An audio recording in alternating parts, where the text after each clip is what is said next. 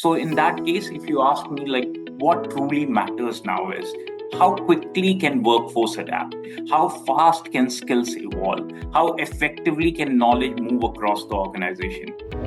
One key thing that all enterprises have to now ask from their vendors and other system provider is MCP Connect, where two systems can talk to each other.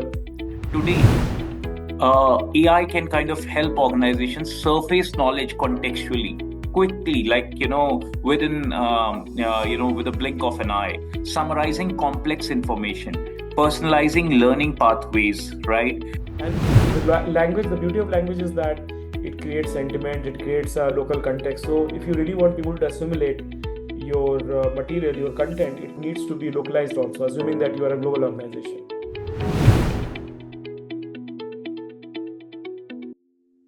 Hello, everyone, and welcome to today's episode, where we are unpacking a major shift happening inside modern enterprises.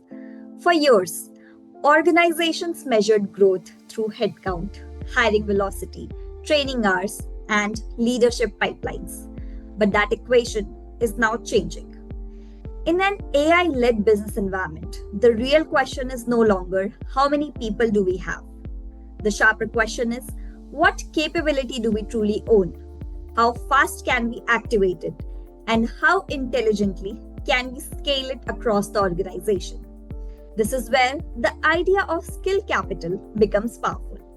And with artificial intelligence now entering knowledge management, workforce planning, and business execution, organizations are being forced to rethink how they capture knowledge and convert it into capability.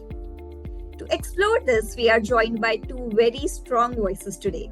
I'm pleased to welcome Mr. Abhishek Tripathi, Enterprise Capability and AI Transformation Leader at Accenture, who brings more than 18 years of experience in enterprise capability strategy, AI-enabled learning, workforce transformation, leadership pipelines, and knowledge management. He has worked on large-scale capability strategies impacting 20,000 plus employees and has consistently focused on helping organizations move from traditional learning models to intelligence-led capability ecosystems. We also have with us Mr. Prasoon Nigam, CTO and co-founder at Stratbeans, the organization representing Articulate in India as an exclusive local partner and a leading Articulate product expert. Prasoon has been behind those product developments from Techie Lens and has also helped learning teams understand how Articulate 360 can be used far beyond basic course creation. From Storyline and Rise to Artificial Intelligence Assistant and Localization, Prasoon brings a deep product lens on how institutions can create multilingual, inclusive, and scalable digital learning experiences with Articulate. I'm so glad to welcome both of you to this podcast today. Thank you, Tanusha. Thanks, Anusha. Really looking forward to this session. Thank you so much. So let's just quickly dive into the first question that I have for you, Abhishek.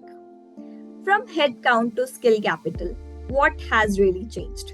And Abhishek, your chosen theme is from headcount to skill capital. That itself signals a very important shift. For decades, business growth was often linked to team size, hiring plans, and resource availability. But I think today, enterprises are realizing that the number of people alone does not define readiness or growth potential. So let me begin with this. What does skill capital mean in the enterprise context, and why do you believe the traditional headcount-based view of growth is becoming outdated today? Okay. Thanks, Anusha, for that question. But before I answer that question, first of all, thank you very much for that warm introduction. And I'm really looking forward for this session, Prasoon. I'm glad that we are able to catch up. Also, before I kind of go back and answer your question, I have written something verbatim, which I'm going to read. And it's a disclaimer. It clearly says that the views, opinions, and perspectives shared during this podcast are solely my own and do not necessarily represent the views of the organization I currently work for or any other organization where I've been associated in the past. In simple words, this is all based out of my experience, what I feel, how I feel the industry is trending, etc., etc. So that's what it is. And here comes to, answering that question of from headcount to skill capital, what has really changed, right? And Tanusha, if you ask me, that I believe the biggest shift happening today is that enterprises are moving from valuing capacity to valuing capability. For decades, organizations have measured growth through headcount, how many people they have hired, how quickly they can scale up, how large their workforce have become over a period of time. And believe me, this model worked in relatively stable environments where scale alone created competitive advantage. But time has changed. In today's AI-led economy, scale without capability only creates fragility. So in that case, if you ask me, like, what truly matters now is how quickly can workforce adapt, how fast can skills evolve, how effectively can knowledge move across the organization, and how intelligently can capability be deployed at the point of business need. And that's the most critical thing. And this is what literally, if you ask me, defined what skill capital means. Now, skill capital is the collective capability intelligence of an organization. What does that mean? It's a combination of skill, institutional knowledge, execution readiness, leadership depth, agility of the organization, ability to continuously reinvent yourself.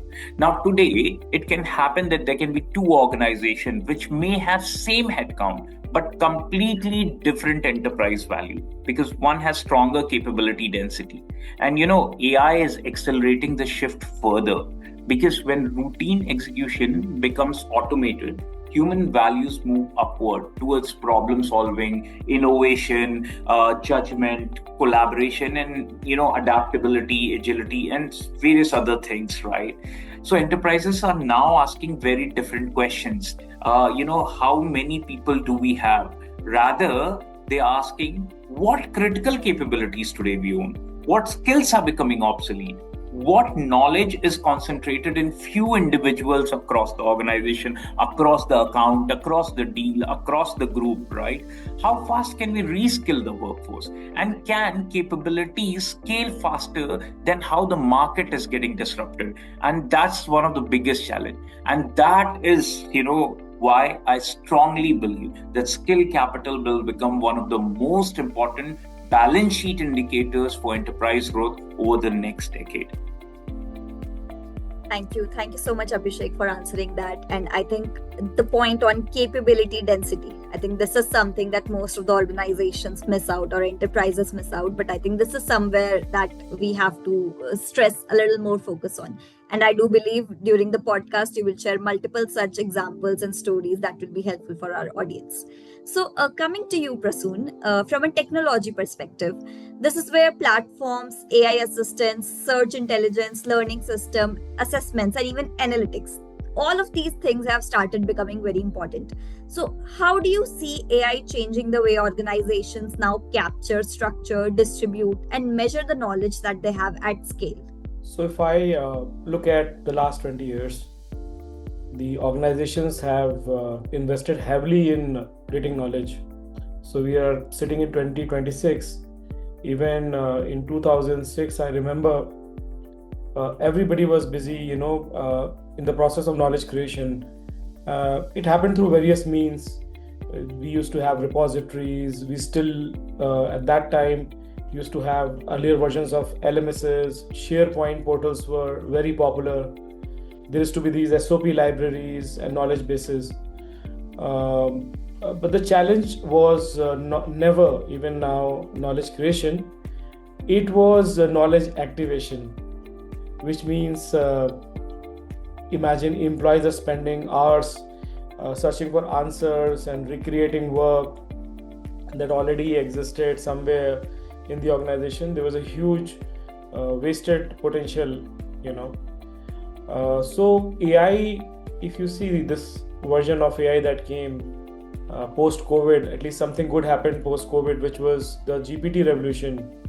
And if you see, it was actually a revolution in the natural language processing. Even I would say 10 years back, if you were to do any such thing where you have text and you have to get meaning out of it, it was a very difficult problem. And suddenly, when GPT revolution happened, there was a huge magic that took place where natural language processing got democratized.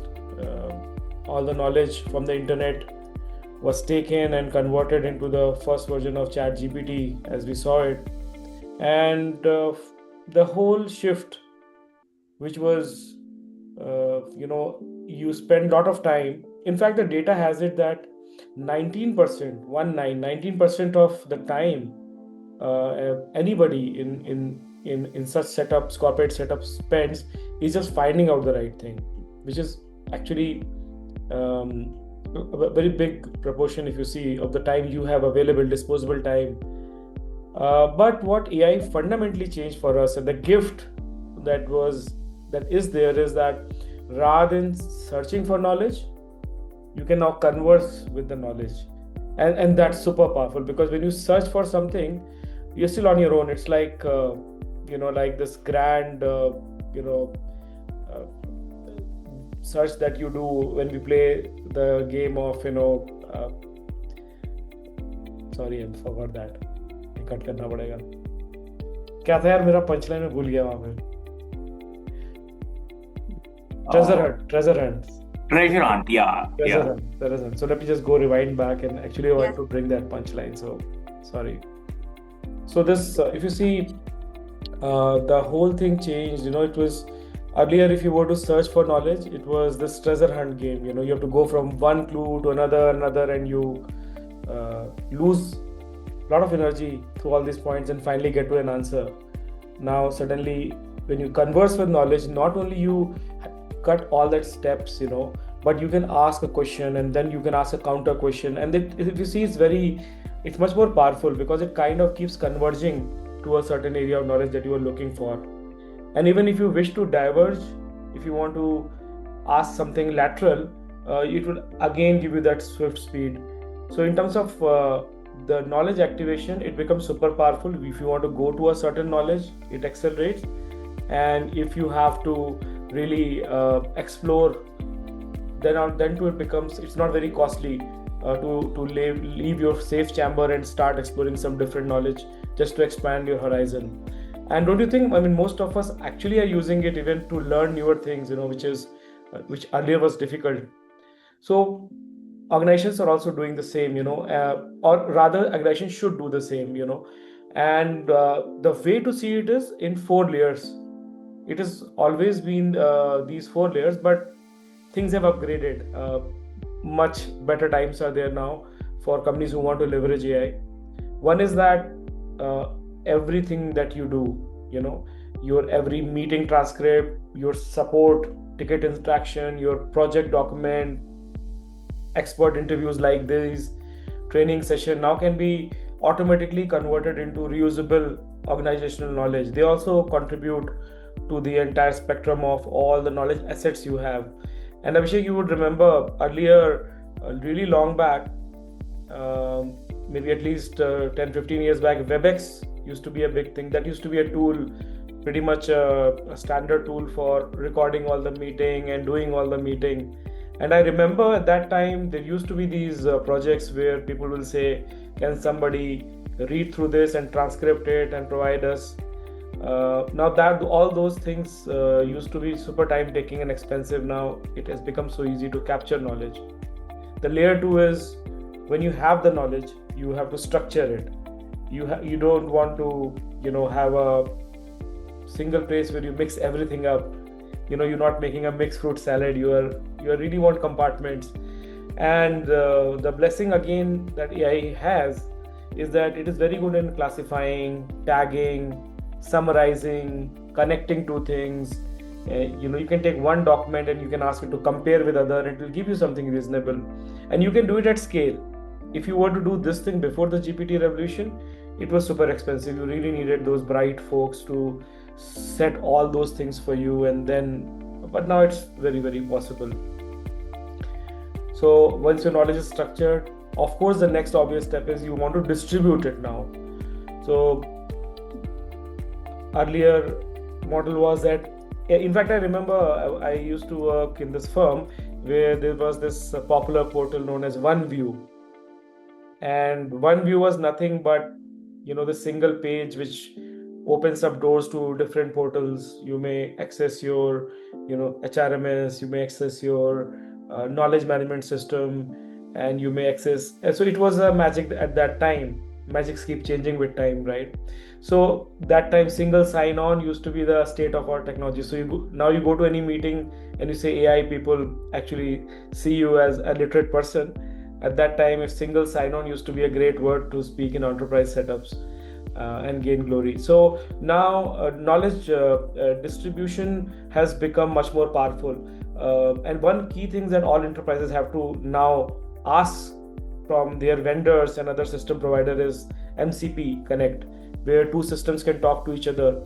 So that way the barrier of knowledge, the interaction is not limited to only your knowledge management system or your LMS. Now with the MCP protocol available, it's very simple to connect two distinct systems using API. If I were to do a more plain speak, maybe I'm sounding more tech guy like, so let me just make it simpler, that now it's much easier that your HRMS, your KMS, knowledge management system, your other systems can talk to each other intelligently using the API. So that is one thing I would strongly suggest people in the industry to really look at. And there's a concept of knowledge in the moment of need. There are 5 moments of need in learning, and what I've seen that AI can deliver those knowledge in moment of need through not just your website. It can be your Teams, it could be your Slack, your CRM system, or workflow application that you may have, and it will be easy to not only distribute over just one portal. It's so much flexible right now. And last has always been measuring, so whatever effort you do, see, the whole idea of knowledge capture or knowledge or all the information that you hold is that there is somebody working in your organization, and that has to be supported. That person has to be supported so that that person does the job well. So we don't have to lose sight of that aim. So now again, we used to measure only training completion, and we hope the person who completes something would also complete my job. And to our dismay, there was always a disconnect because knowing something and applying it on the field was difficult. So now we have these capability signals, very easily you can measure that, the kind of question that are being asked over this knowledge management system. You can identify where the knowledge gap exists, and then you can actually fill those gaps. In fact, filling that gap can also be done by AI now. So whatever is your knowledge management system is no more it's like a living entity now. So it can also auto heal itself. So imagine there is certain piece of information it doesn't have. It will be able to look at other systems and update itself based on the feedbacks that it is getting, and the basic how quickly this whole enterprise, the knowledge can be spread across the organization. You can also measure that.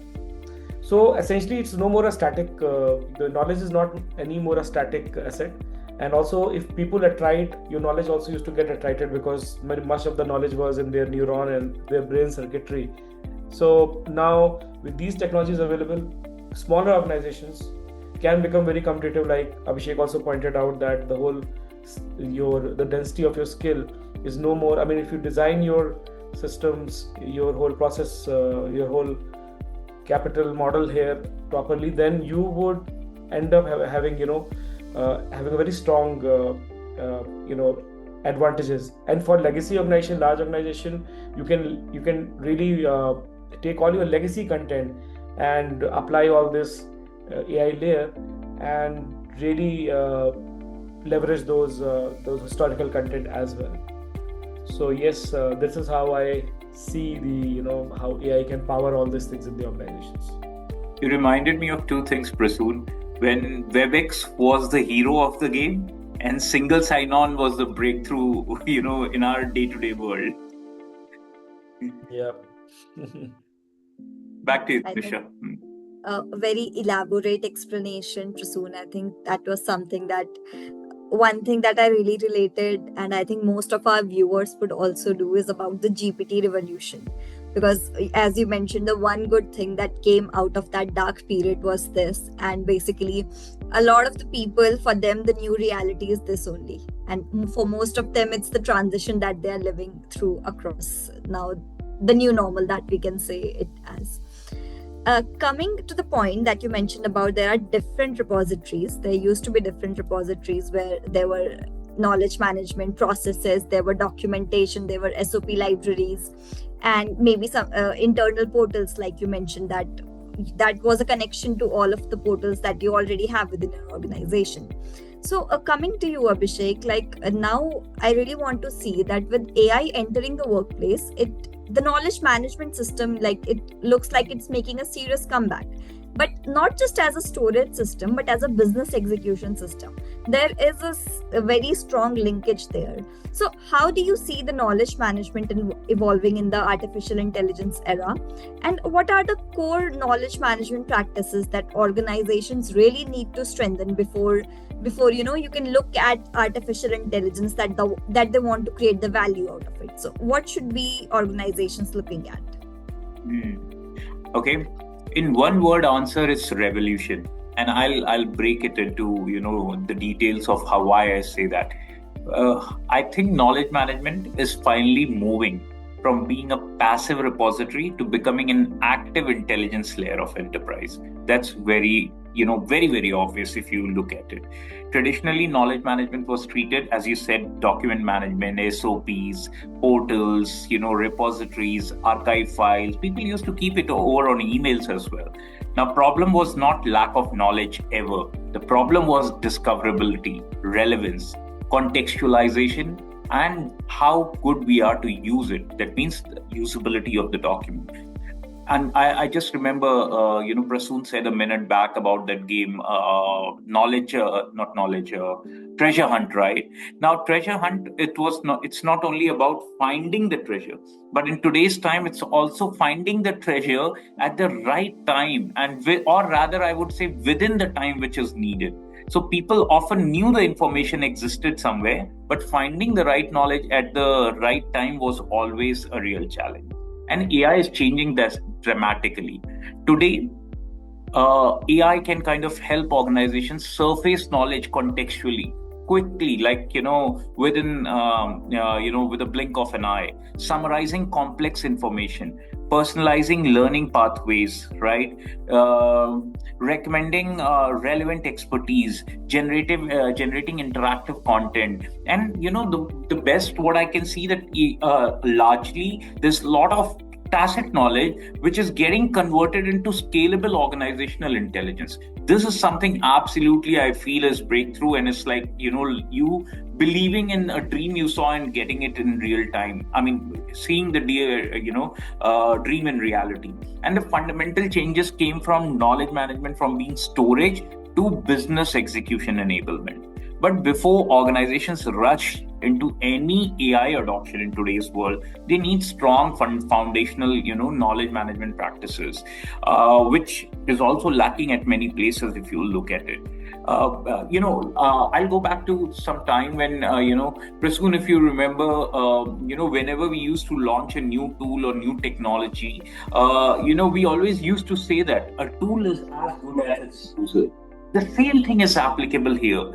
AI amplifies the quality of the ecosystem it learns from. And I feel this line is very, imperative. It's very close to my heart that AI will always amplify the quality of the ecosystem it's learning from.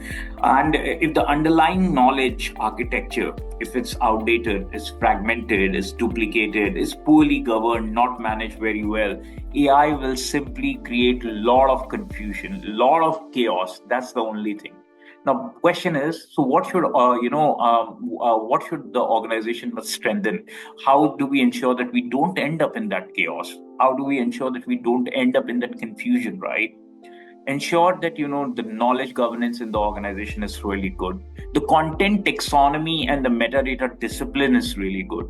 Version controls, SME validation process, content lifecycle, searchability and discoverability, and most important. And I have the last line I would say that it stands true 10 years back today, and even it will stand true 10 years ahead in the industry, is that knowledge, ownership, accountability, that has to be intact. The moment you lose the grip, things will fall. So this is where platforms like even Articulate will become extremely relevant, and I'm sure Prasoon is going to vouch for that.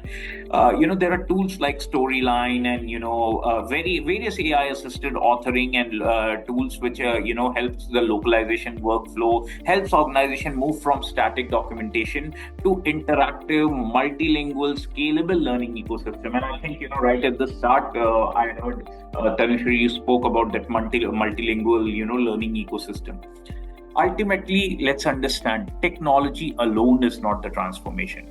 Real transformation happens when organizations start treating knowledge as a strategic enterprise asset, not an archived information. So that's my response to that question.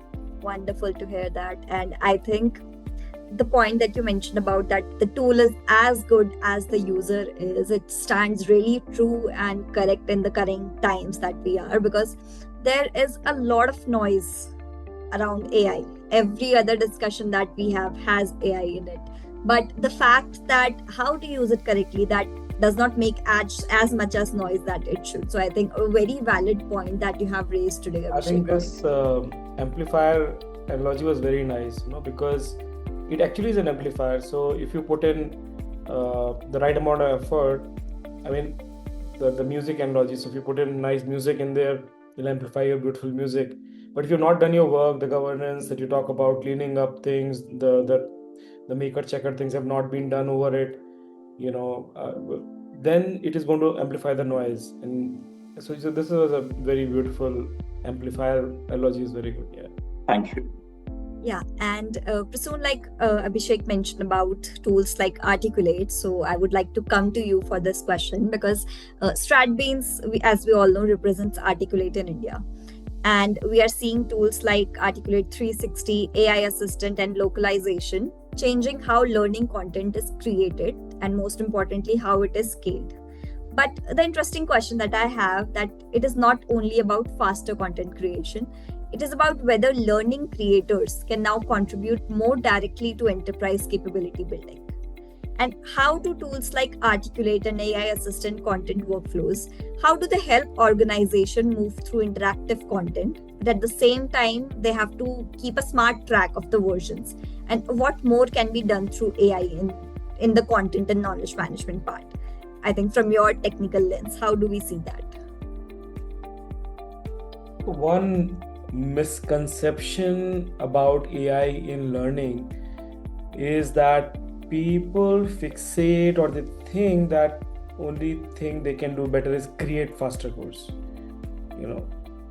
So faster course, if you see, is like hygiene. It is useful, but it's probably the least of the benefits that technologies like Articulate or any content authoring technology which is upgraded itself for the time would offer. And you may ask me, then what is the bigger benefit? So the bigger opportunity clearly lies in creating this continuous capability ecosystem. Now this word continuous is very interesting. This word has been there, especially in the tech industry. There used to be this concept of continuous integration, continuous deployment. The idea is that can I keep adding to it? Even if you see the agile revolution that happened in software was around the same time, that you don't want to have this large window of corrections. So the bigger opportunity lies is in creating a continuous capability ecosystem. So if you look at platforms like Articulate 360, the focus has always been in evolving it from a content authoring tool into a tool that supports the entire capability enablement.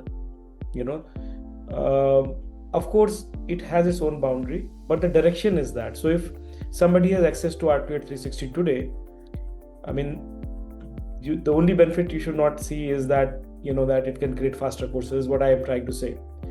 For example, your the AI features that are available can definitely help a instructional designer generate the first draft. You can create your assessments very quickly. You don't have to go through the writer's block when you look at a content and think, okay, what can I make? What are the different approaches? It can help you suggest approaches, outlines that are possible. Now, suddenly it becomes so nice. You can create role play scenarios. One of the things that people are, I would say, it's like an underdog feature is the simulation or the screen capture. Especially in enterprise setup, you have so many enterprise system, you have SAP, Ariba, so many other tools that are available. You can create wonderful simulations out of it, and that itself becomes a very powerful entity in your knowledge transition, your knowledge transfer process. You can create knowledge checks, and then you can have multilingual version of everything that I talked about in minutes rather than weeks. So when you start looking at it a little from that lens, then you see the current power.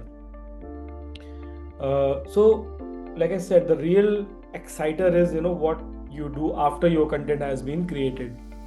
So if you see, organizations have typically struggled with content fragmentation. So multiple versions exist of the same content.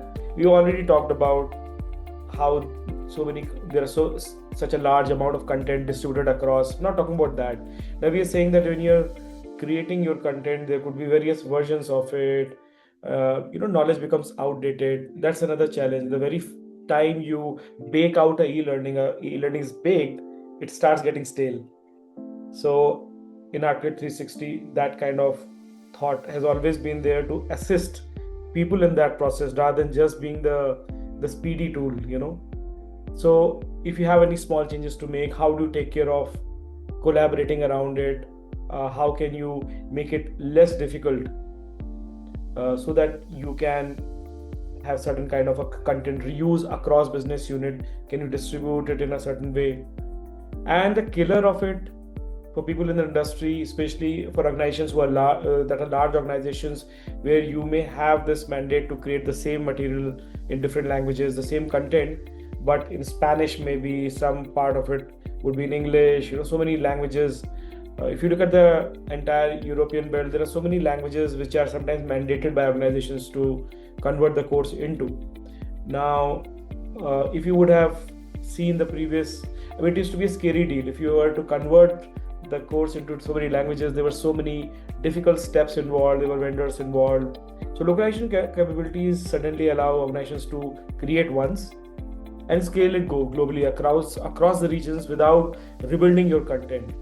And even if you see, people who were involved in the process of localization, the biggest mess used to be a small change that may come in the content. A small delta content that will change will have a huge, lot of labor will go into actually. You have a small change in one language, the same thing has to be retranslated to another language, and then after you're done, tired with your translation, then you have to go catch hold of the LMS or the administrator to distribute it. Then he has to create various versions, he has to upload. It used to be an artist's task, and all that thing has become much easier if you see. So even the localization as a puzzle becomes much easier. And the language, the beauty of language is that it creates sentiment, it creates a local context. So if you really want people to assimilate your material, your content, it needs to be localized also, assuming that you are a global organization.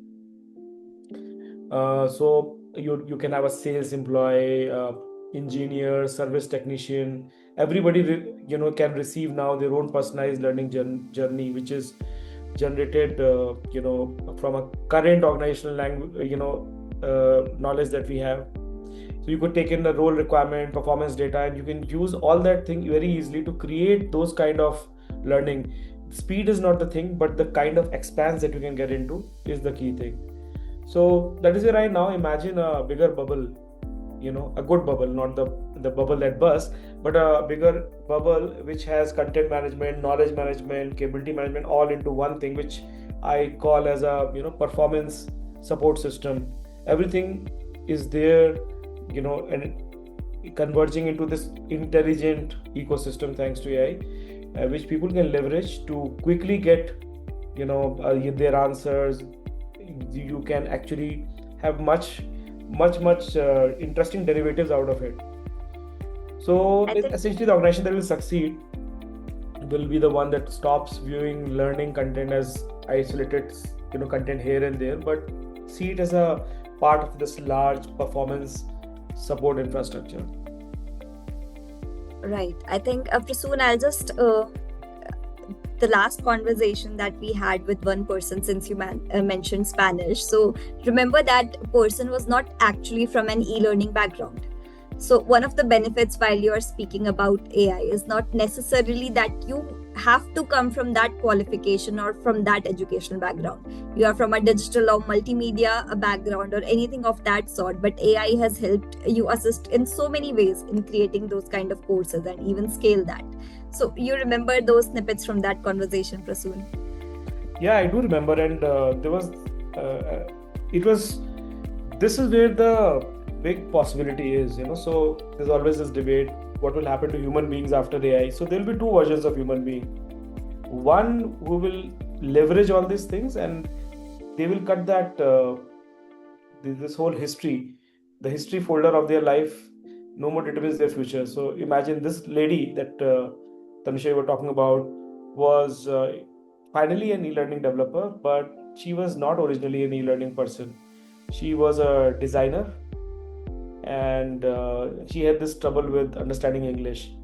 And because of all the tools and technology available, she could cut both the barriers.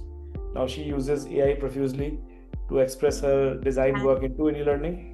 Even she became the winner of the hackathon for and then the testimonial to the whole thing is that she was a winner of an event where it's an e-learning event, and she has won across hundreds of developers. So this is a possibility for, if you see, it is at individual level and even at corporate level. So if you bring in that kind of excitement, keep your, like Abhishek said, don't go wild with it. It's an amplifier. Get your fundamental governance, your skill capital concepts right. Then you can actually, David and Goliath is much possible now. You're no more limited by the size of your company right now, up to a limit, of course. But yeah, that was a beautiful story, a very inspirational story, I would say, of that Mexican lady. Correct. And the underlying factor that we all, about the human aspect that we speak about, was her curiosity that led her to identify all of these things. Yeah. So coming to you, Abhishek, so there's this one very interesting thing that while going through the research of your background, I found that in your bio was that you have mentioned from learning as a function to capability as a business driver. So this was a very striking point, because this is a major mindset shift, and that's why I wanted to bring this up in this podcast as well. Because in many organizations, learning is still measured through the programs, hours, attendance, and completion rate. But capability is something that is measured through the execution, the speed, the productivity, leadership readiness, and business outcomes. So the question is, how can organizations redesign their capability strategy so that learning is directly linked to business performance and it's not just treated as another standalone HR initiative? Okay. Before I answer that question, Tanusha, thank you very much for looking into my profile, and you found that capability as business driver, something which kind of strikes to you. I think that totally requires a fundamental mindset shift at the leadership level. As you said, right, traditionally learning functions were measured through activity metrics, number of trainings, completion percentages, learning hours, attendance, certifications, etc., etc. But business leaders do not operate on those learning metrics, right? Everyone asks for what's in it for me. So is the business leader asking that what's in it for me? What is, they don't have a learning metrics for themselves. They operate on execution metrics. So that means their outcome, what they really care about, that's speed to productivity, that's quality, this revenue impact, there's customer outcome, that's leadership readiness, innovation, risk reduction, and probably at a larger level business agility, right? That means capability strategy must move much closer to business strategy. And if capability strategy and business strategy are not at the same pace, it's not going to be easy, right? So Organizations need to stop asking that question, that what training we should launch, right?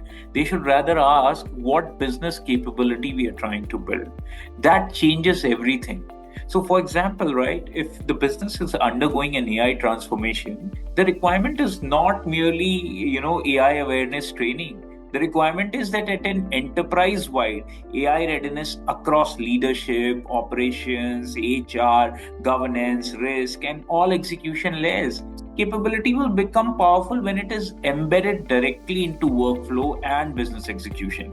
And that kind of slightly I'm digressing, but that takes me to that example where I find that I was like really a kid when this movie came, The Matrix, where I'm forgetting the name of the lady, the heroine's name, where she says to the operator at the back end that, hey, I want to fly this B-12 helicopter, and I need training. So he quickly runs a patch, and within probably 30 seconds he makes her capable of how she can be trained, how she got trained, and then she can fly the helicopter. That's exactly, the base has changed.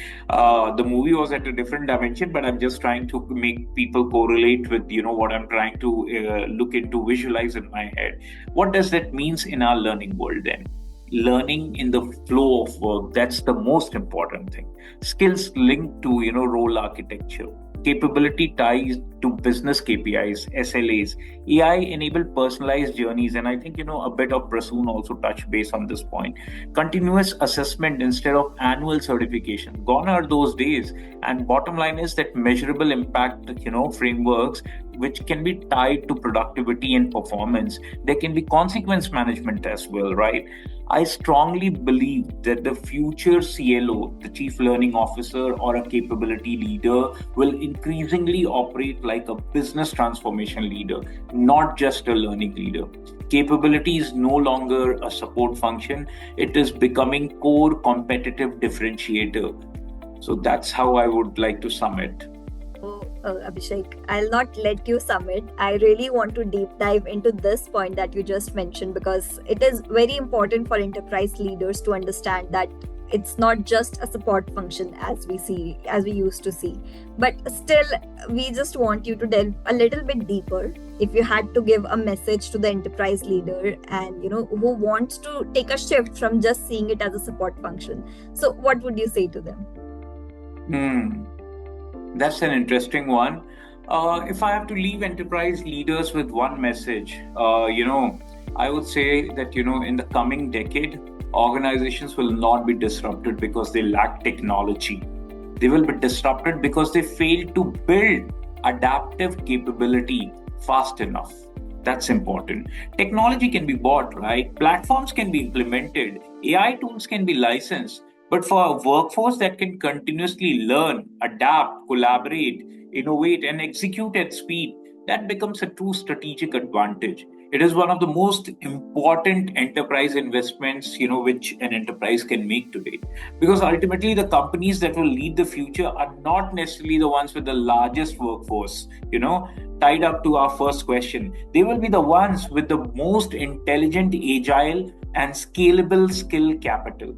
And I believe that is the real balance sheet shift we are going to witness today. So that's where I leave. That was wonderful, because since you only mentioned about technology, from your techie lens, Prasoon, I would like to understand, as the final question to close this conversation, what is the one technology shift that leaders should prepare for as now AI becomes central to workforce readiness and capability building? Prasoon. So firstly, I'll answer, or support Abhishek on the Matrix movie. The name of the lady was Trinity. I googled it. Trinity, yeah. Not that I remembered it, but I searched it. I thought, let's make best use of the time.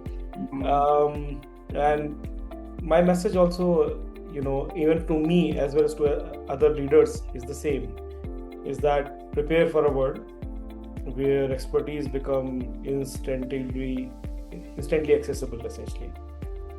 Like the Matrix movie, I know Kung Fu and Kung Fu happens to you. It's actually happening that way, right? You don't have to really go through all that pain. On a lighter note, we used to have this joke, your parents will tell you that, how did they cross, they walked 5 miles then cross the river with a crocodile to reach their school to study. Oh yeah. Internet is Internet is flooded with that. Yeah. And if you look deeply, it was supposed to be inspirational to have so much of pain. And suddenly, this is the same moment that has happened to all of us. And it is difficult to navigate because most of the things that we have learned has been through all that investment where you have really rattled your mind, you got tired, you had to give exams, you had to go through a path that at that time was available was relatively harder. And suddenly you have this world where there is, with very less pain, you are getting all it. So there is a little bit of a something in your cognition which takes a hit, as in how can it be so painless? And that is where I'll shift the onus. We've talked a lot about people and their capability, but I see, if I've looked deeper into it, I have found that the biggest, allow me to use the word culprit, is probably the leaders. While every leader in their talk, if you see a 1 hour talk and transcript it, AI word would come at least 60, 70 times, but they themselves would not be ready internally for a change management that is required. So that boldness is required, that there can be a change without pain, just that you have to move in that direction. You have to set your fundamentals right so that, like Abhishek said, the amplification happens in the right way and your organization goes up in the direction where you want. We are moving from a knowledge-centric economy now to a capability economy, and your capability is both carried by humans as well as these AI agents that you would have, and they have to work in consonance to get that success. The biggest opportunity, the winning organizations probably would not be large or small, people which can move faster and do these operations. They will be able to organizations that are able, they're no more stuck with individual expertise, and they can actually have a setup where organizational capabilities can be built much faster. Another quick analogy is that in history, as we have seen, that there have been times when there used to be kings, and if you were close to king, one of the variety was you would be a marshal. You would be somebody who would be very muscular, strong. And this is the time when I'm happy to locate that time, because kings have been there in various flavors and times. I'm talking about the time when the chemistry was not evolved, and all those, how do you create a bomb, those things were not invented well. Then the only power you had was muscular powers, and typically king will recruit strong people around themselves. It is much in the same line that now today you go to a large firm, they get people from the best organization, best background, people who would have been PhDs, would be MBAs of the top order.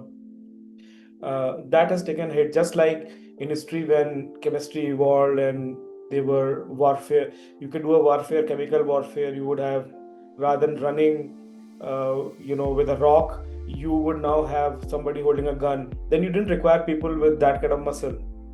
And so similar thing is happening right now. You need to focus on man and machine working together here. And each company will have their own way to look at it, but the direction is same. So in summary, if I were to say even one thing that I keep this in my mind is that how do I redesign my organization? How could you redesign your organization so that on one hand human expertise and on the second side AI capabilities can work together as one system? Whoever can do it better and faster would win the race.